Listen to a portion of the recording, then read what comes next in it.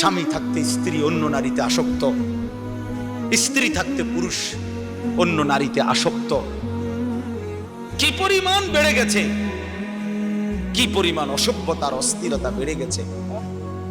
আমার 16 বছরের সন্তান, 20 বছরের জওয়ান, আমি তোরে মনে করাই দেই বন্ধু, আগামী 20 বছর পৃথিবীতে তোমারে বাঁচতে হবে, এই সমাজেই বাঁচতে হবে। তুমি এই পৃথিবীর থেকে চাঁদের দেশে যাইতে পারবা না। তাহলে এই সমাজে তোমার মা আছে, তোমার বোন আছে, তোমারও একটা ছোট বোন আছে। এই সমাজে তুমি যাকে আজ হোক কাল হোক বিবাহ করবে, তাহলে এই নারী যদি পবিত্র না থাকে, তোমার মেয়ের নিরাপত্তা কোথায়, তোমার বোনের নিরাপত্তা কোথায়? আগামী দিনে যে তোমার স্ত্রী হবে তার চরিত্রের পবিত্রতা কোথায়? তোমরা সবাই যদি মাতাল হয়ে যাও, তোমরা সবাই যদি মনে করো শাহওয়াত, নারী, ছবি, অস্থিরতা, বেহায়াপনা এরই নাম জীবন, তাহলে এই সমাজেই তো বাঁচতে হবে তোমরা, এই সমাজেই তো বাঁচতে হবে তোমরা। তো তোমরা যদি নিজের হাতে নিজের ক্ষেত, নিজের ফসল, নিজের সমাজ, নিজের এলাকা যদি এভাবে তছনছ করে দাও, নষ্ট করে দাও, তো একটি নিরাপদ সমাজ কেমনে পাইবা ভাইয়া? কে এনে দিবে উত্তম সমাজ? কে এনে দিবে? 9 বছরের মেয়ে বাচ্চা যদি নিরাপত্তা না পায় যেই দেশে, সেই দেশে অধঃপতন কোথায় গেছে? অধঃপতন কোথায় গেছে বলে? অসহায় কোন ইমাম মুয়াজ্জিনকে কোনোভাবেই কোন জালেম শেষ পর্যন্ত কোনোভাবেই কোন ইমাম মুয়াজ্জিনকে বেইজ্জতি তো করতে পারবে না। ঘটনার পিছনের সত্য তো আজ কিংবা কাল বের হবেই, এটাই সত্য, এটাই নিশ্চিত, এটাই নিশ্চিত, এটাই নিশ্চিত। আমরা জানি তো সব, বুঝি তো সব। কোন আলেমে দ্বীনকে বেইজ্জতি করার পরিণতি এই পৃথিবীতে কখনোই কারোর জন্য ভালো হয় নাই, কেউ ভালো হয়। আমরা কিতাবে পড়ছি, আলেমে দ্বীনের রক্ত বিষের মতো, বিষ লাগলে যেমন মরে যায়, কোন আলেমে দ্বীনের রক্তের সাথে কারো বেইজ্জতি করলে আল্লাহ তাআলা তার ধ্বংস করে দেয়, বরবাদ করে দেয়, বরবাদ হয়ে যায়। এটা অকাট্য সত্য। এজন্য নওজোয়ান,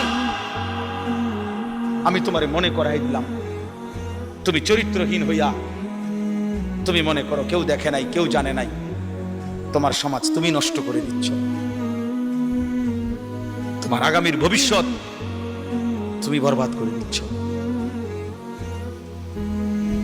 সেদিন কষ্ট পাইবা যেদিন দেখবা তোমার বোন, তোমার স্ত্রী, তোমার কন্যা আখলাক আর চরিত্র সুন্দর নাই, সেদিন ঠিকই কষ্ট পাবে।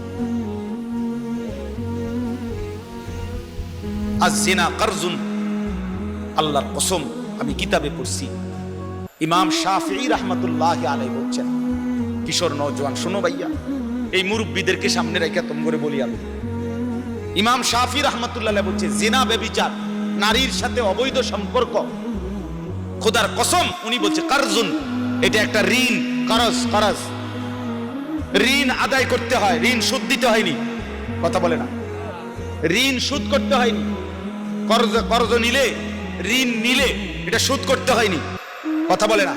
সুদ করা কি সুন্নত না বাধ্যতামূলক?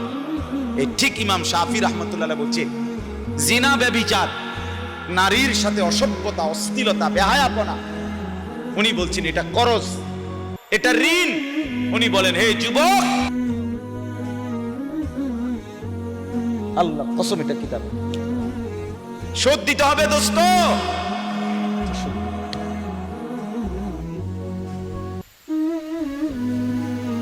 শোধ দিতে হবে। এই জন্য আমি অনুরোধ করছি, ইনসাফ করে প্রত্যেকেই আমরা, ওই ছেলে তোমরা ওরে বসছো কেন, নামো এখান থেকে, হয়তো ব্যাটকায় ব্যাক কল কোথা, নামো বেটা, এই বাচ্চা নামো না কেন এখান থেকে, এই অটো বাইকার, অটো এটা সরান এখান থেকে, শিখান, নগদ শিখান। এটা আপনাদের সন্তান, এখন শিখাবেন আখলাক। বাচ্চা মানুষকে আপনারা সবাই মনে করছেন যে হুজুর ফুলাফাইন মানুষ, আস্তে আস্তে ঠিক হয়ে যাবে। আরে মিয়া, ফেলে রাখলে, ছেড়ে দিলে অযত্নে লোহা মাটির উপরে মাটি হয়ে যায়। অযত্ন আর অবহেলায় লোহা মাটি হয়ে যায়, মাটি লোহা হয় না। কাজে ছেড়ে দিলে অযত্নে অবহেলায় সুন্দর সন্তান নষ্ট হয়ে যায়, নষ্ট হয়ে যায়। ছেড়ে দিতে নাই, নবী সাল্লাল্লাহু আলাইহি সাল্লাম ছেড়ে দেন নাই। 5 বছরের বাচ্চাকে তিনি আখলাক শিখাইছেন, 10 বছরের বাচ্চাকে নবীজি আখলাক শিখাইছেন, হাদিসে আছে। আপন নাতি হাসান রাদিয়াল্লাহু তাআলা আনহু, কলিজার টুকরা হাসান হুসাইন, ঠিক না? নবীজি সাল্লাল্লাহু আলাইহি সাল্লামের প্রিয় নাতি। নবীজি বলতেন হুমা রাইহানাতাই ফিদ দুনিয়া, হাসান হুসাইন আমার দুনিয়ার দুইটা ফুল। রাইহানাত মানে মানুষ যেমন ফুল থেকে ঘ্রাণ নেয়, আমি রাসূল আমার এই দুই নাতি থেকে আমার ঘ্রাণ নেই। এত প্রিয় ছিলেন এই হাসান, যিনি বড় জন রাদিয়াল্লাহু তাআলা আনহু। 5 বছর বয়সে একদিন মসজিদে নববীর বারান্দা থেকে একটা সদকার খেজুর, মান্নতের একটা খেজুর উনি মুখে দিছিলেন। হাদিসে আছে নবী সাল্লাল্লাহু আলাইহি সাল্লাম সাথে সাথে ওনাকে দেখে নাতিকে ডাক দিয়ে বলছে কাহ কাহ, মানে ওয়াক ওয়াক, ফেলো ফেলো, এটা ফেলো ফেলো। তো মুখ থেকে এটা ফেলাই দিছে, আর কাছে টেনে বলছে আমা তাআলাম ইন্না লা নাকুলুস সাদাকা, নাতি তুমি জানো না আমরা নবী বংশ, আমাদের জন্য সাদকা মান্নত খাওয়া নিষেধ, অনুমতি নাই। আখলাক শিখাই দিছে। অথচ একটা খেজুর ইচ্ছা করলে আরো 10টা খেজুর নবীজি ঘরের থেকে আইনা দিতে পারতেন। বুঝেন নাই কথাটা? তো দেওয়া তো যাইতো খেজুরটা, এখানে রাইখা দিতে পারতো, ফুলাইন মানুষ খাইছে ঠিক আছে, আমার ঘরের থেকে আরো 10টা আইনা দেই। কিন্তু আখলাক তো শিখতো না। আজকে যদি না শিখাইতেন সে কি আর জীবনে এটা শিখতো? এই জন্য নবীজি সাল্লাল্লাহু আলাইহি সাল্লাম যাকে খুব আদর করতেন তাকে তিনি প্রয়োজনের মুহূর্তে ঠিকই কি শিখাইছেন? আখলাক শিখাইছেন। 10 বছরের সাহাবী আমর ইবনে সালামা রাদিয়াল্লাহু তাআলা আনহু, 10 বছরের একজন সাহাবী, 10 বছর বয়স্ক, নবীজির সাথে একদিন খাইতে বসছে একসাথে একই দস্তরখানে। তো ওই ছোট মানুষ উনি বারবার হাত নাড়ানাড়ি করতেছিলেন, একবার এন্দিয়া লয় একবার এন্দিয়া লয়। আল্লাহর নবী সাল্লাল্লাহু আলাইহি ওয়াসাল্লাম তখন, হাদিসের মধ্যে আছে, মুসলিম শরীফের হাদিস, নবীজি উনাকে বললেন ইয়া গোলাম, হে প্রিয় বৎস, সাম্মিল্লাহ, বিসমিল্লাহ বলো। কুল বিয়ামিনিকা, ডান হাতে খাও। কুল মিম্মা ইয়ালিকা, তোমার সামনের থেকে খাও। এই 3টা বিষয় নগদ আখলাক শিখাইছে। বিসমিল্লাহ বলো, ডান হাতে খাও, সামনের থেকে খাও, এরকম হাত নাড়ানাড়ি। আপনি বাবা কোনোদিন জিজ্ঞাসা করলেন না আপনার 14 বছরের ছেলেটারে যে বাপ তুমি এটা কার মতো চুল রাখছো? তুমি কিসের বাপ? তুমি কিসের অভিভাবক? আপনার সামনে ছেলেটা কোন বেঈমানের মতো চুল রাখছে তারে জিগাইলেন না যে যার মতো চুল সাজলি হয় তোর আব্বানি, হয় তোর বাপনি, জিগাইলেন না? সে তোর প্রিয় হইলো কেমনে? আর্জেন্টিনার খেলোয়াড় তোর প্রিয় হলো কেমনে বেঈমান? এই মুসলমানের বাচ্চা বল বেটা, এখন দাঁড়ায় বল বেটা, কোন কাফের বেঈমান, কোন খ্রিস্টানের বাচ্চা, কোন ইহুদি, তুই মুসলমানের ঘরে জন্ম নিয়া তোর রক্তে মুসলমান মার রক্ত, তুই কেমনে ওই বেঈমানের মতো সাজলি? এই বেহায়া বল, বেহায়া তোদের যাদের চুল এরকম, বল বেটা এখন দাঁড়া। ওই বেঈমান তোর পছন্দ হলো কেন? তোর রক্ত ইসলাম নাই বেটা? তোর মা মুসলমান না? তোর বাপ মুসলমান না বেটা? তোর দাদা দাদি মুসলমান না? ওরা সব বোকা, তুই চালাক হয়ে গেছ বেটা, তুমি পণ্ডিত হয়ে গেছ। কোন বেঈমানের অংশগ্রহণ করলাম? কেন সাজলা বেঈমান? তোমার নবী নাই, তোমার রাসূল নাই, তোমার আল্লাহ নাই, তোমার নবী সাল্লাল্লাহু আলাইহি সাল্লাম চুল রাখে নাই? কথা বলে না কেন? আল্লাহর নবীর চুল ছিল কিনা? নবীজির চুল মোবারক ছিল কিনা, তিনি চুল রাখতেন কিনা, তো তিনি কেমনে সাজলেন, এটা আমার পছন্দ হয় না কেন? নবীর সাহাবী সোয়া লাখের চাইতে বেশি সাহাবী, লক্ষের চাইতে, ওনাদের চুল ছিল না মাথায়? তো ওনাদের চুল কেমন ছিল তার কোনো বর্ণনা নাই কিতাবে? তো তুমি দেখো না এটা? তোমার ধর্মকে তুমি এত বড় বেইজ্জতি করলা কেন? তোমার রাসূলকে তুমি এত বড় বেইজ্জতি করলা কেন? তুমি যদি নবী সাল্লাল্লাহু আলাইহি সাল্লামের কাছে আমলনামা দিয়া বলো যে ইয়া রাসূলুল্লাহ, এই যে আমি আনিসুর রহমান, আমার সুপারিশটা আপনি করেন হাশরের ময়দানে, এই যে আমার আমলনামা। আল্লাহ নবী সাল্লাল্লাহু আলাইহি ওয়াসাল্লাম যদি আমলনামা উল্টাইয়া দেখবে আর বলবে, হায় আনিসুর রহমান, 6 মাস 1 বছর কোনদিন ফজরের নামাজ পড়ল না।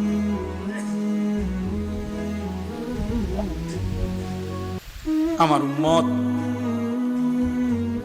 আমি 23টা বছর চোখের পানি ফেললাম, আমি কত পাথরের আঘাত সইলাম, আমি ক্ষুধার কষ্টে পেটে পাথর বাঁধলাম, আমি দান দান শহীদ করা রক্ত নিয়ে ময়দানে বেহুশ হয়ে পড়েছিলাম, আমি সারা রাত দাঁড়িয়ে চোখের পানি ফেলে তোমাদের জন্য, উম্মতের জন্য কেঁদেছিলাম, বিনিময়ে এই আমলনামা। 30 বছর তুমি মুসলমান সুদ খায়,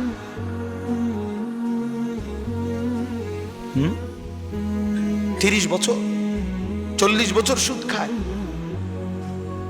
আপনার ঘরে 30 বছর টেলিভিশন চলে, নারী, নাচ, গান, এগুলো নবীজি দেখবে না? কথা বলেন না কেন? নবী এগুলো দেখবে না?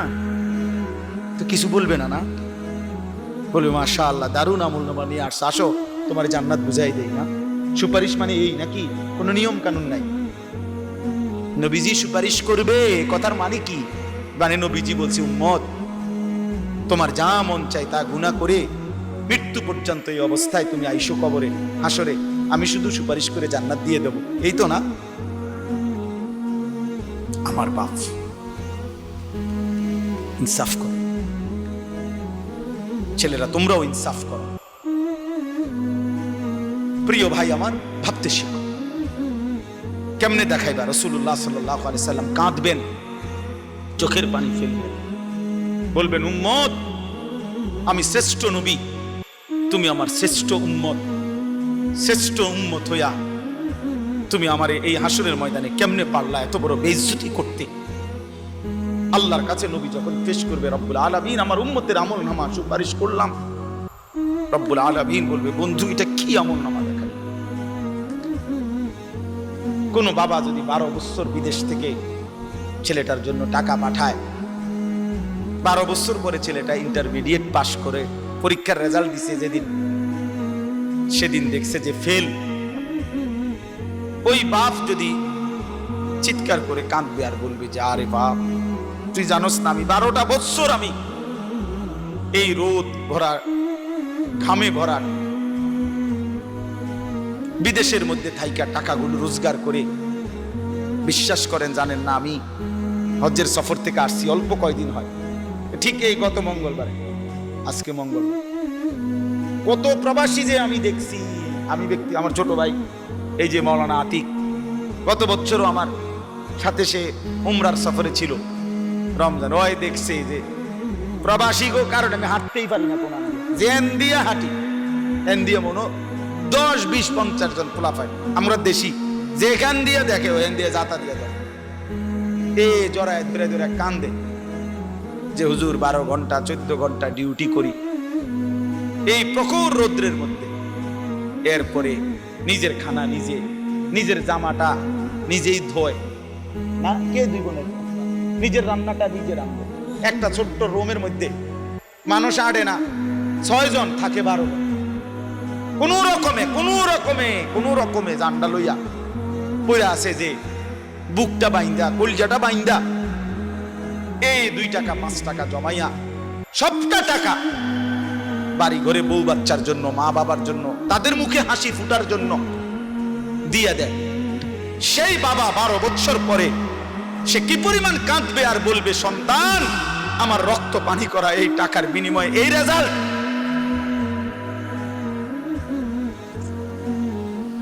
রেজাল্ট বাপ, তুই আমার এত বড় বেইজ্জতি কেমনে করলি?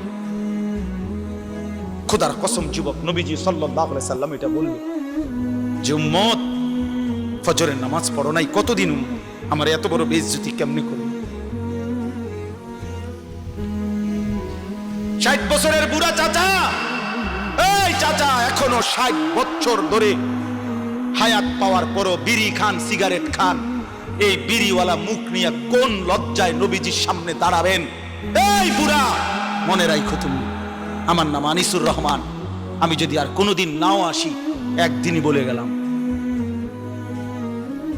একদিনই বলে গেলাম। কেমনে দাঁড়াইবেন? 60 বছর বয়সেও বিড়ি খানা ছাড়তে পারলেন না, বুড়া হইয়া বাঁকা হইয়া গেলেন, শরীরের গিরাগাড়ি জোরাজারি সব ছেড়ে দিছে, অন টেলিভিশন চান, এখনো চা দোকানে বইয়া বেড়ি চান। ছি ছি ছি ছি, আমনের মতো নির্লজ্জ বেহায়া আল্লাহর জমিন আর কেউ নাই মিয়া। বেহায়া বুড়া মিয়া, বেহায়া তুমি, বেহায়া বেটা। 60 বছর বয়সও যে নারী দেখে, ছবি দেখে, এবার আর গুনার বয়স আছে 40 বছর। এবার কোনো ছোটখাটো হারামি না, ছোটখাটো ডাকাত না, শক্ত ডাকাত। এবার আর গুনা ফাইকিয়া গেছে, একদম গুনা টাইট হয়ে গেছে। কারণ এবার কি মনে করেন, 60 বছর বয়সে যে এখনো মিথ্যা বলে, গালি দেয়, তো উনি মিথ্যা কথা বলে আজ 5 বছর, উনি তো মিথ্যা কথা শুরু করছে 20 বছর থেকে। বুঝেন নাই কথাটা? আজও ছেড়ে দেওয়ার সময় হয় নাই, আজও সময় হয় নাই। আর কত? আলাম ইয়ানি লিল্লাযীনা আমানু আন তাখশা কুলুবুহুম লিযিকরিল্লাহ ওয়া মা নাযালা মিনাল হক। রব্বুল আলামিন বলে, ঈমানদার মুমিন, আমি আল্লাহর ভয়ে, আমার স্মরণের জন্য তোমার দিলটা, আন তাখশা কুলুবুহুম, তোমার অন্তর নরম হওয়ার, দিলটা নরম হওয়ার সময় বান্দা আজও কি হয়নি? এটা কোরআনের আয়াত। আলাম ইয়ানি লিল্লাযীনা আমানু, ঈমানদার আজও কি সময় হয়নি? আজও কি আমি আল্লাহর দিকে ফিরবা না? গত 6 মাস ধরে যেই ছেলে ফজরের নামাজ পড়ো না বাপ, গত 1 বছর ধরে যেই মুসলমান তুমি ফজরের নামাজ পড়ো না, আল্লাহ যেন ডাক দিয়ে জিজ্ঞেস করে, বান্দা বলো না বান্দা, তাহলে কি আর কোনোদিন তুমি পড়বা না?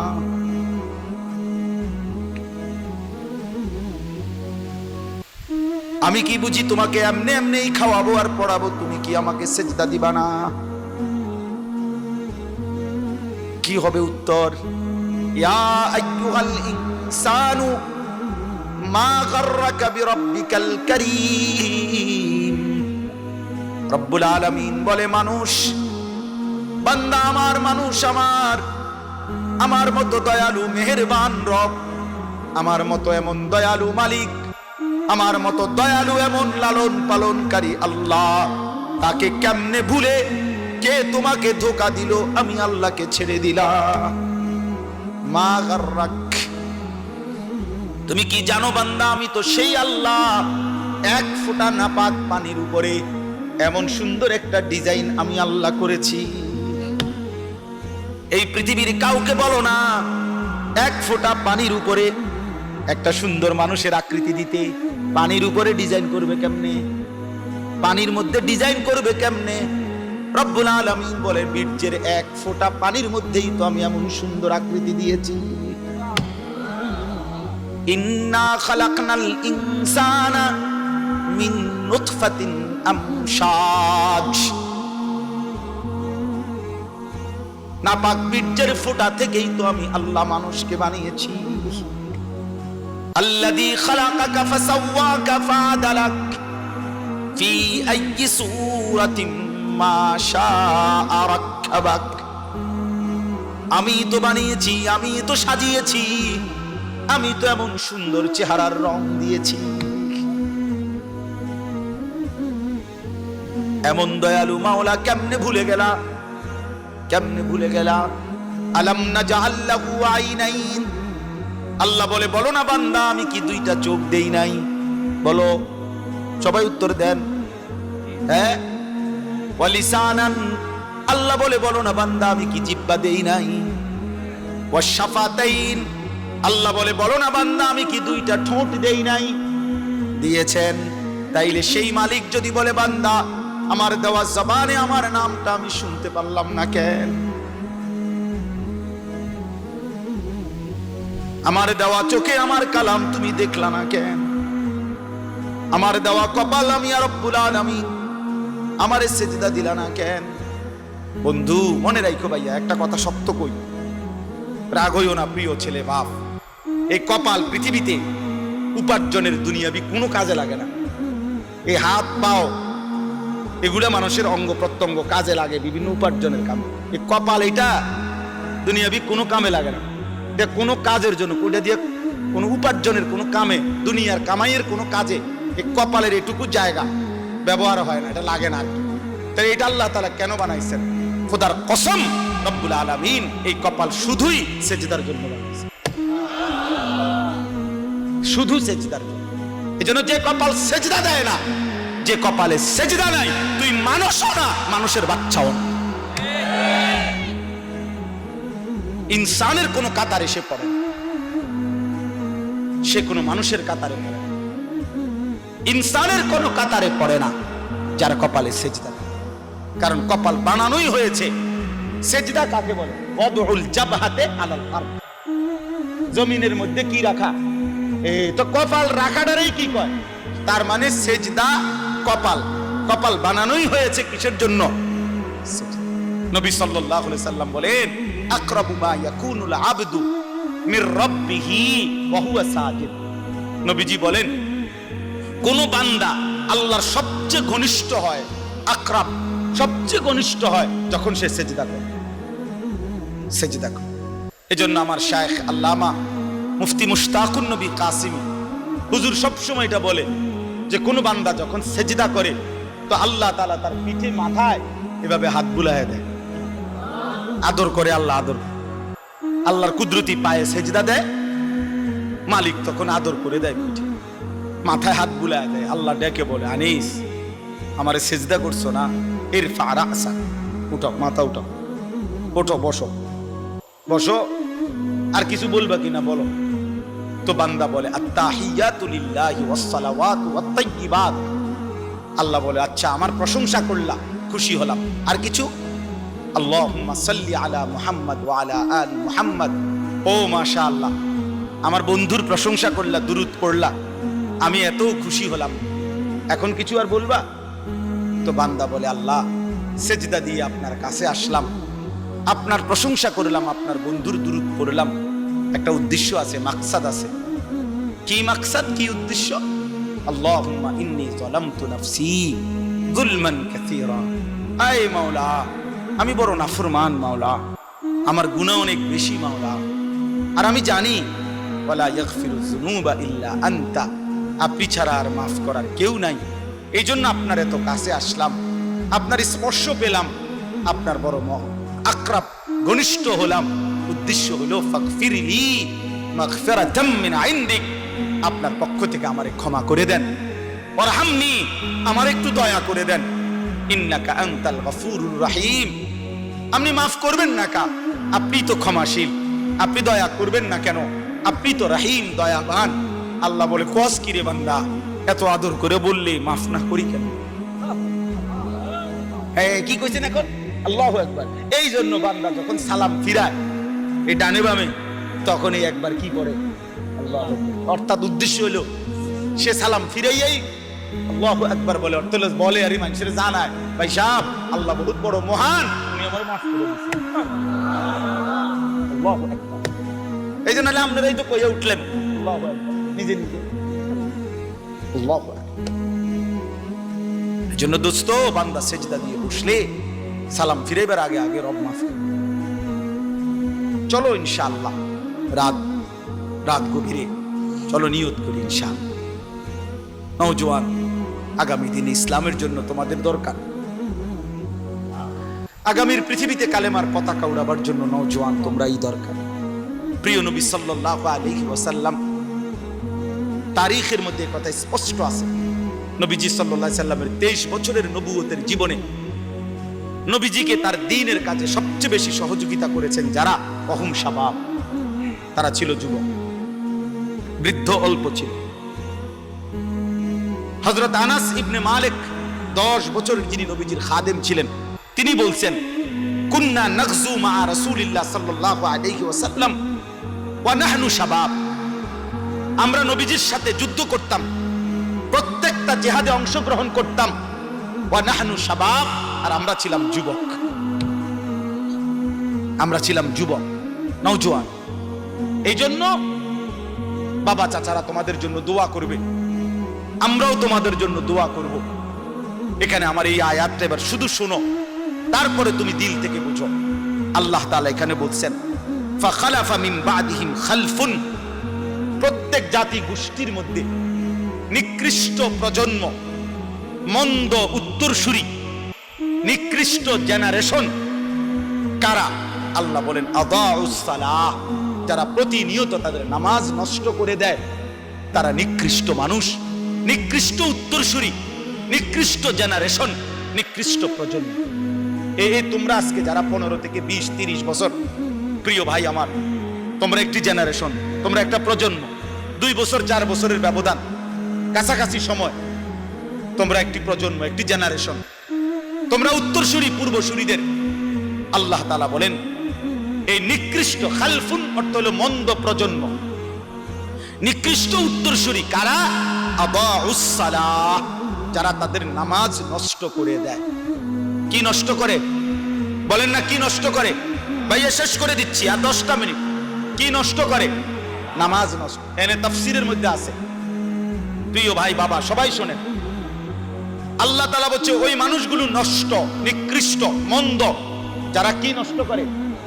এখানে তাফসীরের মধ্যে স্পষ্ট আছে যে এখানে আল্লাযীনা তারাকুস সালাহ, যারা টোটালি নামাজ ছেড়ে দেয়, নামাজ পড়েই না, তারা উদ্দেশ্য না, তারা উদ্দেশ্য নয়, তারা এমনি বাদ, তারা কোনো মানুষের আইটেমের মধ্যেই নাই, বরং ওই মানুষরা নিকৃষ্ট, মন্দ, যারা নামাজ তো পড়ে কিন্তু পড়ার নাম করে এটারে নষ্ট করে।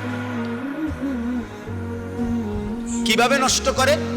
তাফসীরের মধ্যে আছে 3 ভাবে নামাজকে নষ্ট করে। 1, নামাজের ওয়াক্তে সব সময় নামাজকে বিলম্ব করে পড়ে। আল্লাযীনা ইউআখিরুনা সালাহ, তাখির করে নামাজকে সব সময়। 1টা বাজে জোহরের আজান, তারপর 4:30 বাজে, 4:15 বাজে, ওই সময় বেরাত লাগাইয়া এরপরে নামাজ। আমরা দেশের বেডিতের মতো, আমাদের দেশের মহিলাদের খাসিয়ত এটা বেশি। জোহরের নামাজ একবারে বেরাত লাগাইয়া শেষ টাইমে সমস্ত রান্না বান্না, করলা ভাজি, ডাল সব রান্না শেষ হয়েছে, গরু গোসল করাইছে, ছাগল গোসল করাইছে, উডান ঝাড়ু দিছে, আর অত্র ইউনিয়নে আর কোনো কাম নাই। সব কাম শেষ কইরা এবারে এবারে গেছে গোসল করতে। গোসল করে আইসা, এরপরে আইসা রুকু সিজদা দপাদপ, 12 রাকাত নামাজ 27 মিনিটে উড়াইয়া লাইছে, সুরা লাইছে নামাজ, দুমাতুম নামাজ। সব মহিলা না, যে মহিলা এমন করে না উনি রাগ করার দরকার কি? আপনি তো এরকম করেন না। আর যে বেডি এরকম খাচ্ছতের, আপনি রাগ করলে কি, আপনি চেতলেই কি? কথা বুঝেন নাই? কথা আপনি চেততে ভালো হয়ে যান, কথা বুঝেন না? আপনি যদি জিদ উড়ে আপনি এটা বলেন যে যা হুজুরে এত বড় কথা কইলো, যা 101টা বাজে নামাজ পড়লাম। তো মাশাআল্লাহ, আমরা তো এটাই চাই, আপনি যদি এরকম চেত ওড়ে। এজন্য যারা নামাজকে দেরি করে, নামাজকে দেরি করে, নবীজি সাল্লাল্লাহু আলাইহি সাল্লামের স্পষ্ট হাদিস আছে। বয়স্ক বাবা, মাঝ বয়সী আপনাদেরকে বলি বাবা, নবীজি বলছেন ওই নামাজ মুনাফিকের নামাজ।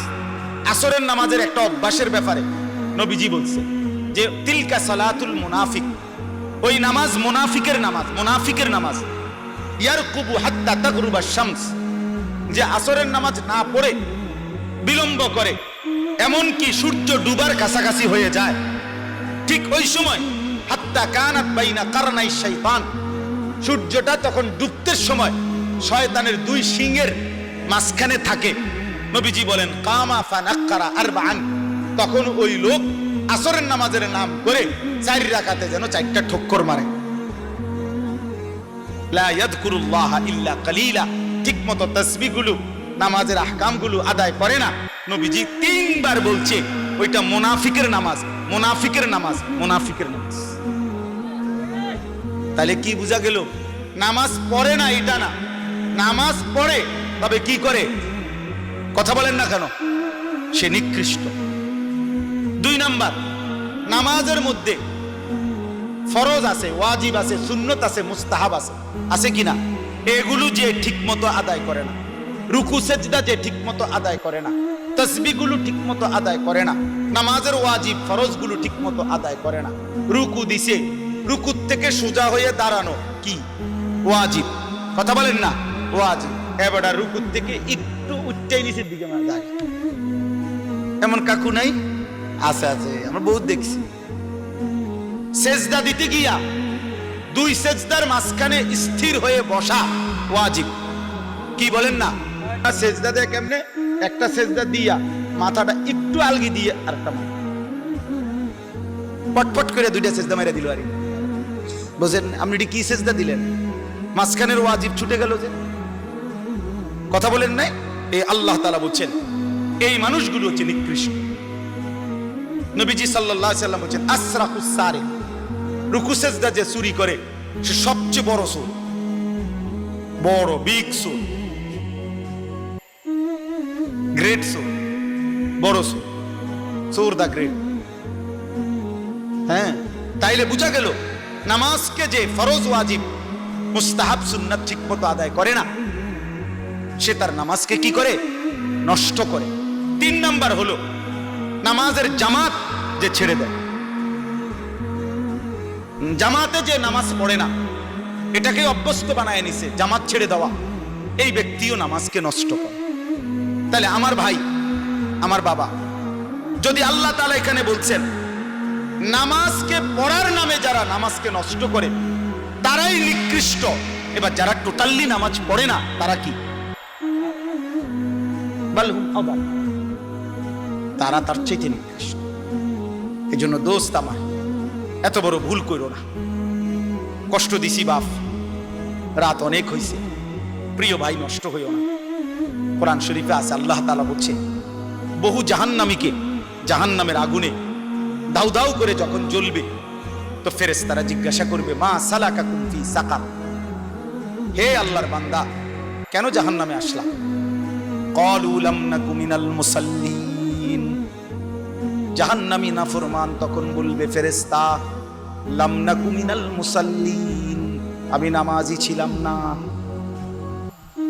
এজন্য আজ জাহান্নামী হলাম, এজন্য আজ জাহান্নামী হলাম। কোরআনুল কারীমের মধ্যে আছে আল্লাহ তাআলা বলেন কাল্লা ইযা বালাগাতিত তারাকি ওয়া কিলা মান রাক ওয়া যান্না আন্নাহুল ফিরাক ওয়ালতাফাতিস সাকু বিস-সাক ইলা রাব্বিকা ইয়াওমা ইদিনিল মাসাক। সংক্ষিপ্ত অর্থ হইল আল্লাহ বলছে মালাকুল মউত আজরাইল বহু নাফরমানের জান কবজ করবার সময় এমন হবে যাদের কলিজার ভিতর থেকে রূহটা ধরে আজরাইল একটা টান দিয়া ছিঁড়ে ফেলবে, ছিঁড়বার সাথে সাথেই কণ্ঠনালীতে আইসা ওই রূহটা আটকাইয়া যাবে, বের হতে চাইবে না।